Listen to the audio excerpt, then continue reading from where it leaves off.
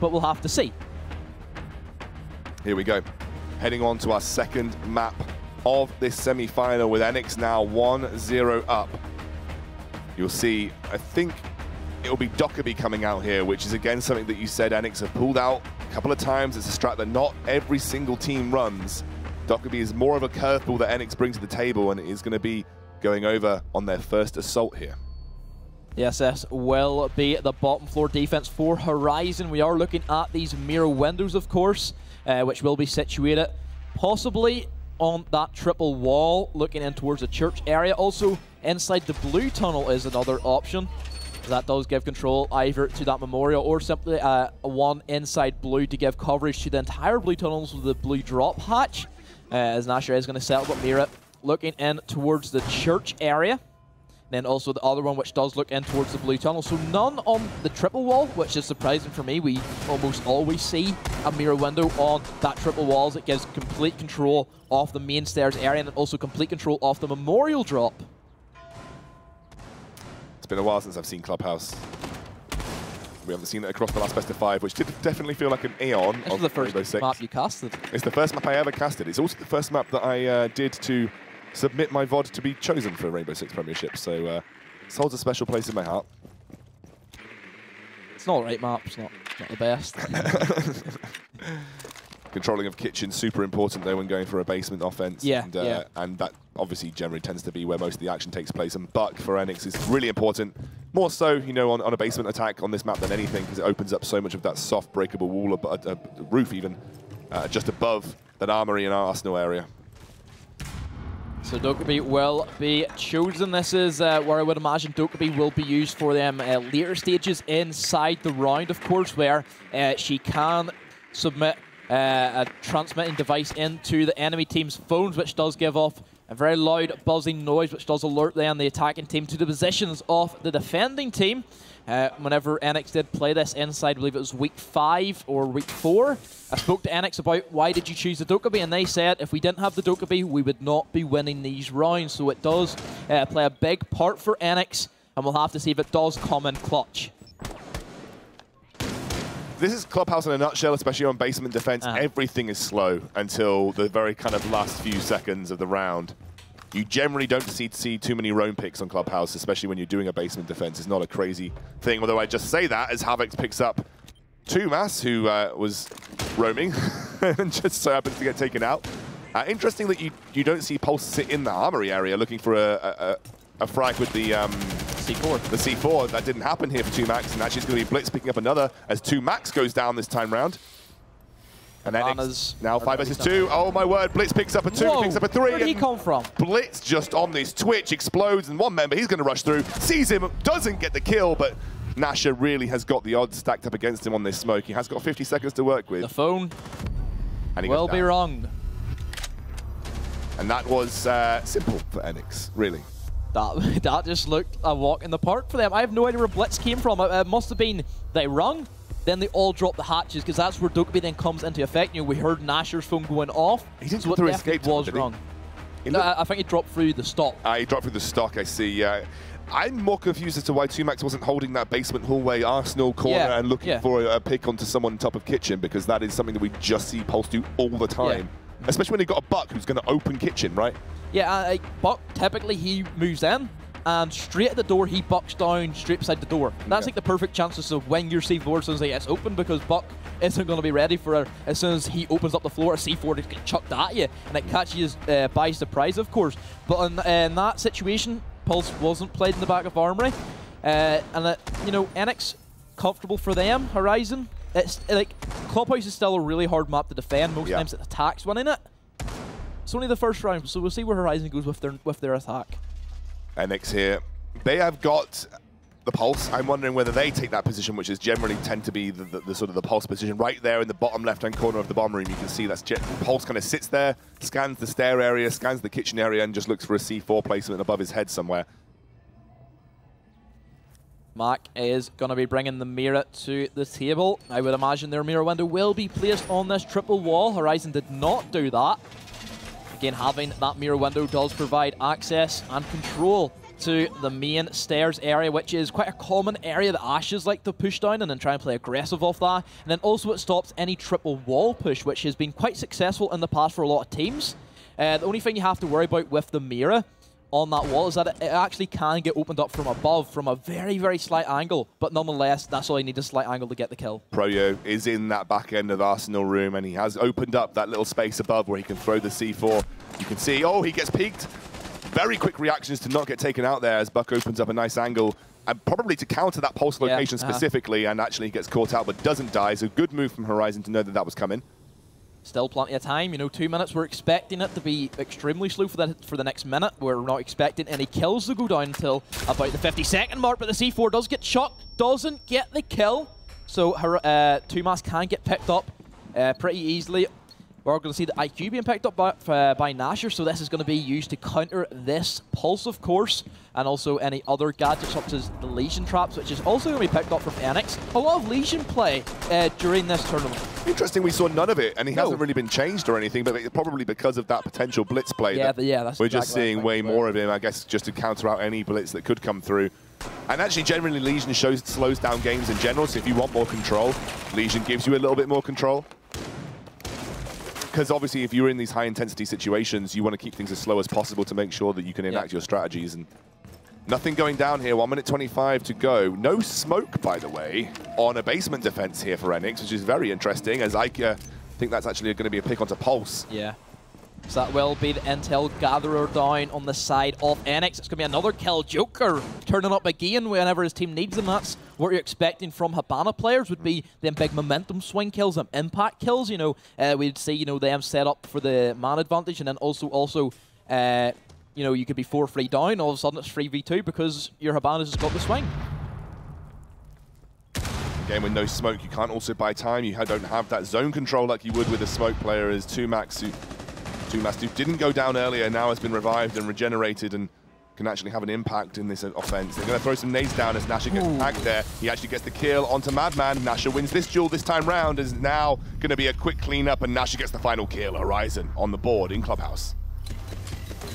Another attacking win. This is what I'd imagine the trend's going to be, is all attack wins, because Clubhouse is one of the hardest to defend. A lot of people, that's why a lot of people don't favour it, is because there's not enough defensive sites to be creative with it enough. You're only having in the basement defense, which is extremely vulnerable to a kitchen drop, because kitchen is so destructible with a Buck player as well. Free drop patches, extremely hard to counter, because you literally need 3 people to watch every drop patch. I assume we're just going to see stockroom bar to basement rotate over and over I'd again. imagine so. And that's generally what we see on Clubhouse, and now we'll see the first defense on Horizon probably coming in that section. Dockerby again going over to Proyo. Something that is the curveball that Enyx can bring to the table, because not everybody plays Dockerby, but it is another basement defense coming out here. We rarely see Dokkaebi. She's still one of the newer operators at this stage. Pretty untapped potential, of course. We haven't seen a lot from her, even during Invitation. We've seen a couple of glimpses, but not a lot. But we're definitely seeing it coming out in force inside Clubhouse. That is due to the fact that you have free drop hatches, the rings go down, each member drops a hatch, then you just pincer like a triangle formation onto all the ringing phones. And it works for Enyx with their strategy like they go for. And again, they also then have the Candelas for that kitchen. You can throw your Candelas way into the back of the site whenever you're using the cooking mechanic, and just rolls them straight in, flashes everybody. Dokkaebi's going off, your phone's ringing, you're blind. What can you do at that stage as a defender? Shots coming through, some trades. Just trying to get some information, as that's Tumax on Pulse.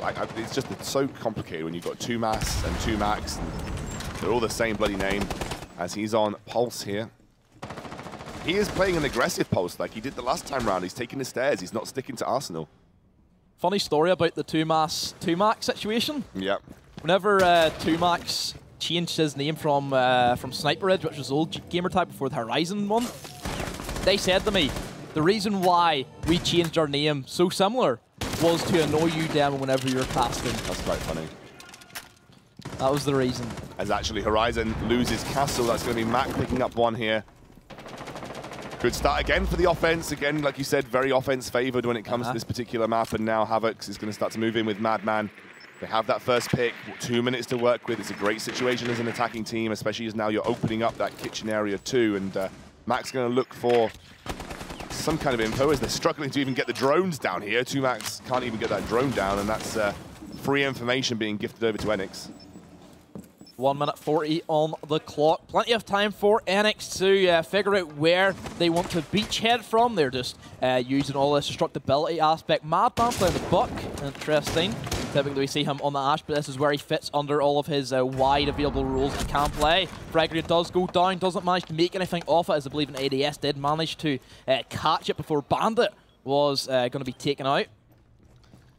Yep, that's definitely what just happened there, and actually he took a bit of return shots as well. It's down to a minute now. Horizon have managed to hold on as it stands in a 4 versus 5 scenario. Enyx have got to make the plays at this point. They're the ones that do have that timer constraint.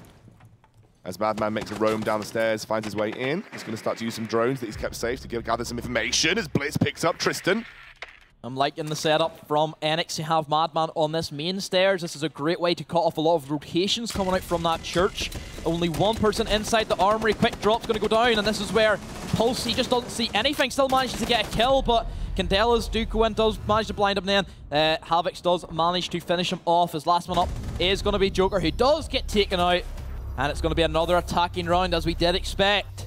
It feels like the person that breaks this defensive curse on Clubhouse is going to be the one to take the map, and Enyx now have that opportunity. They break this, they push it to a potential overtime, potential match point, and that's going to put the pressure back onto Horizon. And this is the problem when you're even 3. Sorry, it's only 2 for 1. I thought we were a bit ahead of where we were, but even then, you know, if you can break that defensive curse, you're the team that's going to be favoured. As my voice is starting to die here. Keep going. I'm going nearly there. Well, we're not nearly there. Come on. We don't know whether Horizon are going to. We do 8 games a night. This is nothing. Oh mate, this is this Irish metal in you, my friend. Northern Irish. Northern Irish metal. So we will be heading down to another bottom floor defense. I'd be interesting to see. Just let's talk about the next round. If Horizon would choose to go bar instead of the downstairs where they're just not having success with. Yeah. You could also say the same with Enyx. If they don't defend this, then could we be looking at these guys not going for the bottom floor and trying to bar? Yeah. That could be another option. I'm just interested why Smoke's not getting picked, because we saw these guys pick Smoke quite a lot when defending basement. The reason possibly why Enyx aren't taking the Smoke is because they Smoke isn't as valuable on this particular bomb site compared to others, because there's so many angles that anybody could be coming from. That's the thing about Clubhouse, it's just madness. You have to watch every angle, and it's just impossible for a Smoke player to pick which one. Kane, you could use Smoke just to completely get rid of the kitchen attack. Yeah, that's what we saw him used for, right? Yeah, we saw him used for just denying the kitchen drop. Basically, it's the easiest way to get onto the basement bomb site. So you see Candela's smokes, just smoke, smoke it out and make it difficult. And that's what we saw Smoke for picked in the regular season, but it's now finals and we're seeing Smoke kind of avoided in this scenario. I just find it very interesting. Nasher on the IQ does see a moving figure. It is going to be that cardiac scanner. Does disappear, however. It will be interesting to see if Nasher does manage to kill that Pulse with that IQ device, where I've seen IQ be used against Vigil inside Consulate. Nasher's given all intel, trying to go for these wall bangs, doesn't get anything at this stage. Just trying to keep eyes and tabs on Pulse, who's moving around that bomb site. Great pick into Pulse, because it gives you information all the time about where he is, and you're not likely to get caught out by those C4s onto the roof, and he's probably calling out to his team like, stay on. Yeah. Stay on the left side of the kitchen, trying to avoid getting into that corner. Pulse is there, ready, looking at that Pulse scanner. Yeah, the French guy giving all the intel to an English team, yeah. But anyway, Pro has been forced out of that armory area. Still can be used to good use with a C4 on the potential drop down that could happen. Joker could possibly be looking to push down towards the construction tunnel if he, I believe he actually did push down it last time. And that just gives another angle that Enyx have to watch. This is where, you know, that you said about the Smoke, why he was dropped rank. This is just another angle that Smoke then has to be cautious of. Yeah, no, there's something that we saw Horizon push through a little bit before. He uses that drone just to scout out if anyone's in the entrance to tunnel. There wasn't, so he moves away. And you can see now 2mass opening up this kitchen area, like you said, just trying to create angles on that bomb site. It's a very difficult bomb site to defend just because of that reason specifically, as well as the hatch being there too. You can clear it out with the angles, then drop down, get that beachhead intro, and 2max had a clear opportunity there with a headshot.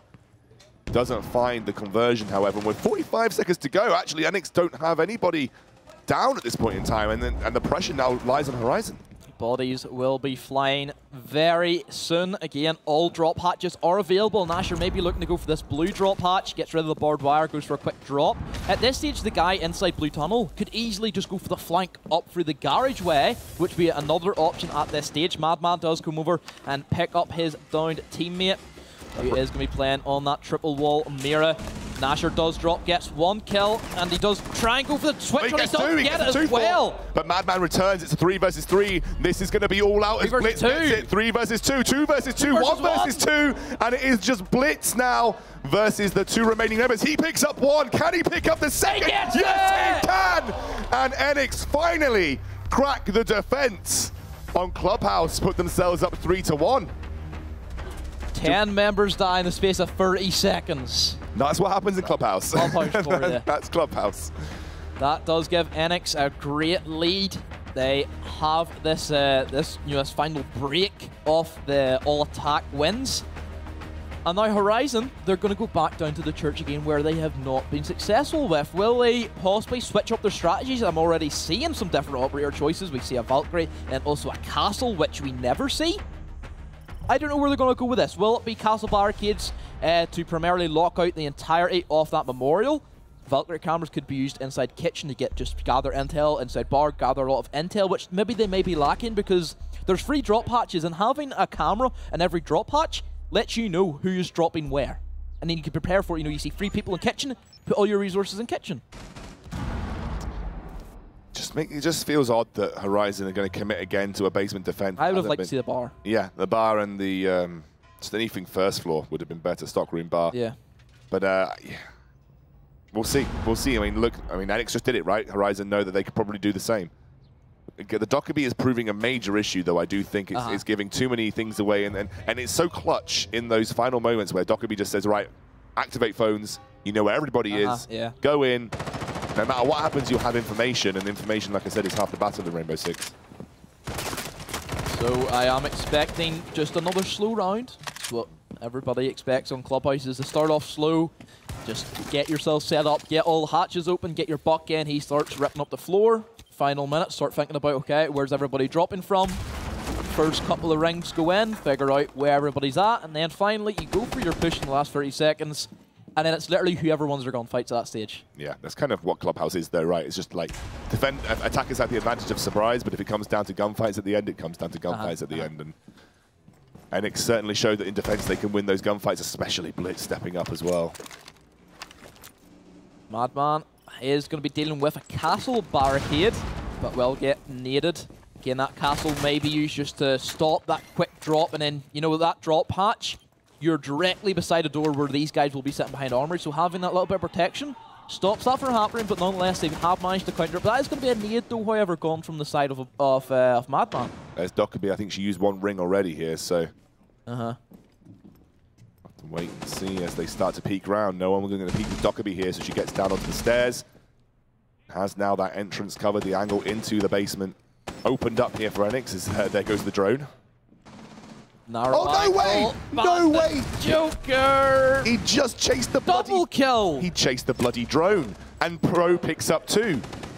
That's unbelievable. That's a great move for Enyx, because now it's almost certain that unless something goes horrifically wrong for them, they have a major advantage moving into this last minute. They're going to pick up another one. That's a 5 versus 2. They do get a return kill onto Blitz, but it's still 4 versus 2 with a massive man disadvantage to work with. There's another ring going through. Here we go. This is where the fun begins, as all of these phones will be wrong. Valkyrie inside A, and then also Castle on the backside of the B. Pro does have coverage off that main quarter, so Valkyrie cannot go for the rotate. However, it is going to be Nasher trying to hold this, gets a 2-piece. That does flip it in, but automatically trade out from Madman. But Tristan does trade out into a 1v1. It's a 1v1 right now, and Madman, the man to look out for as the logic bomb still stands. Madman's going to try and set the diffuser to force the issue now. Valkyrie has to do something. Maybe he can catch Madman with his pants down, but it doesn't look like that's going to be the case as the angle was the long one.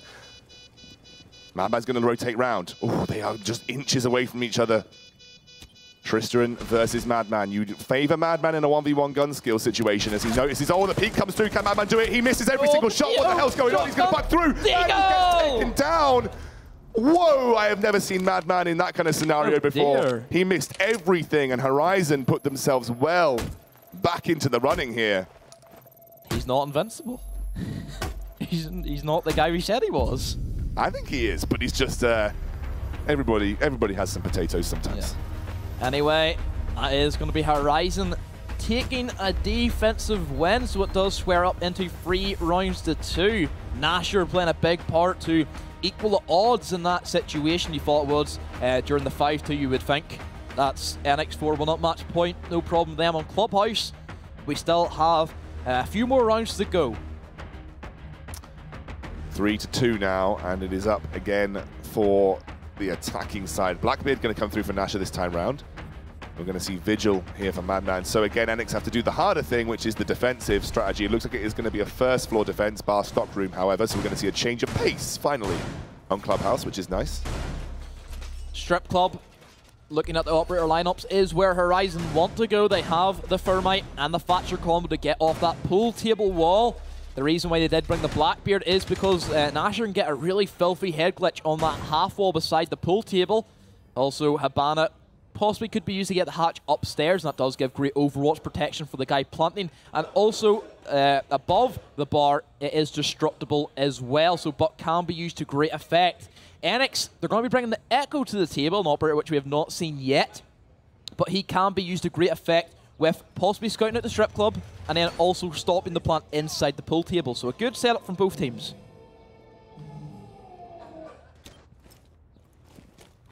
Nash has been so good on Blackbeard over the course of this series as well. I mean, you can't take it away from him. He was one of the main reasons that Constellar went so far.